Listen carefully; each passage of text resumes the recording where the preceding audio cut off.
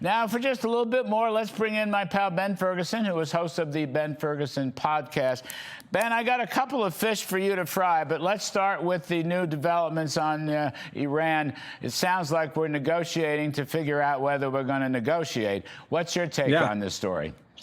This is the hurry up and we'll see what happens strategy, right? I do have a lot of faith in the president here, because every single time that Iran screws around, we show strength, and the president hasn't backed down from that. This is not capitulating. This is trying to move the deal forward, but also making it clear we're not going to be messed with. And if we have to protect the Strait of Hormuz, if we have to protect ships going through, if we have to continue to bomb different areas in Iran, we will do all of those things. So I don't mind the president moving forward this way and seeing where we can get. Am I hopeful? I don't know. Can you trust the Iranians? Absolutely not. Is this going to be one of those things where you might get a deal done and then in a year or 2 years you have to bomb again? That is very possible. The same way it could be a week or two from now. But ultimately, what Wall Street is seeing right now and what the world's seeing is you have a president that's willing to hold back and also to try to give the opportunity for this to work. And I think that's what we all want. I think this goes back to Ronald Reagan, one of your and my favorites, a peace through strength here. The president's giving that another shot, but he's not being toyed with either, and that's true leadership. Yeah, it's got to be trust but verify. And the Iranians have never, ever, ever been able to trust. You know, we've never trusted them. They've never kept a promise. We've never verified anything. And I'm sure, I mean, in fact, if I'm not mistaken, even the Axios article mentioned the verification issue, however, only in passing. But look, you know, you can bet Marco Rubio understands that. You can bet Jared Kushner and Steve Witkoff understand that. And especially you can bet President Trump understands that. And Trump's not going to make a bad deal. I mean, he's not going to. No. The uranium's got to stop. He's not going to make a deal to make a deal. And that's the point that I think is so important. Like, it's going to be either a deal that is right for America and a deal that is about national security and safety. He doesn't care about anything else but national security. He's made it clear nuclear weapons are not going to be an option. And look, I think part of this is, Larry, different people that I talked to have said this. We're trying to figure out who we're dealing with and are they different, right? I mean, we've killed a lot of people in the leadership there. We're trying to give a new set a chance here for a reset and figure out who we are dealing with, right? You can't trust the Iranians in general. Are the new people, are they willing to move a little bit here? That's why you have negotiators like Marco Rubio and others that you mentioned, Jared Kushner. That's important. But I go back to also one other thing here economically.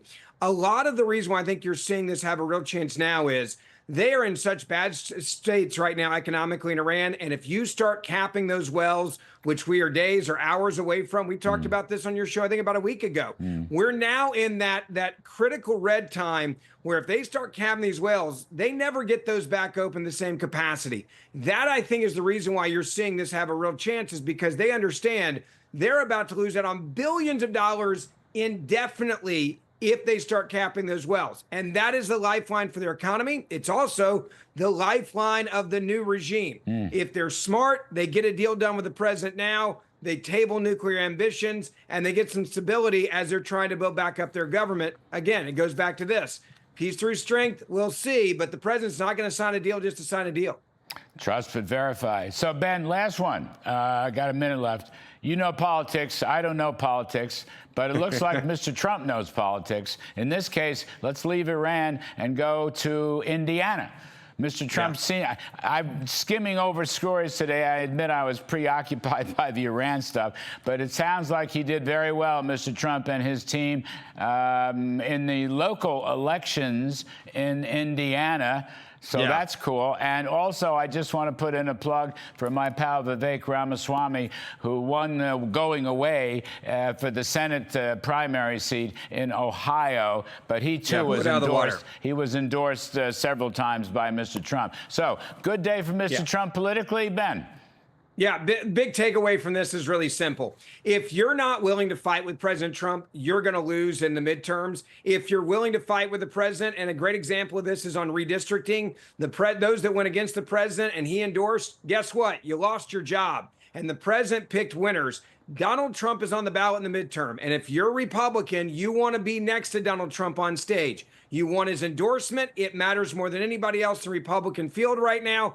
Proof of that is yesterday. This is still Donald Trump's party. As much as the Democrats and media have tried to say he's weak right now, election night proved he's stronger than ever. You better get on board with the Trump agenda because that is what the Americans want. They want America first. They want people that will fight with the president for 2 more years as he's president and get things done. And if you're not willing to do that, whether at the state level or at the national level, you're in serious trouble. And that's why it was such a great night for the president. 5 words, 6 words, Ben Ferguson, no more than that. Texas, Senate race. Who are you picking? Yeah. Ken Paxton. All right, there you we'll go. Ken Paxton's going to win it. Okay, we'll leave it there. Sorry, Mr. Cornyn, at least for the moment. We always give equal time. Ben Ferguson, you're terrific. We appreciate it Good to see you. very much.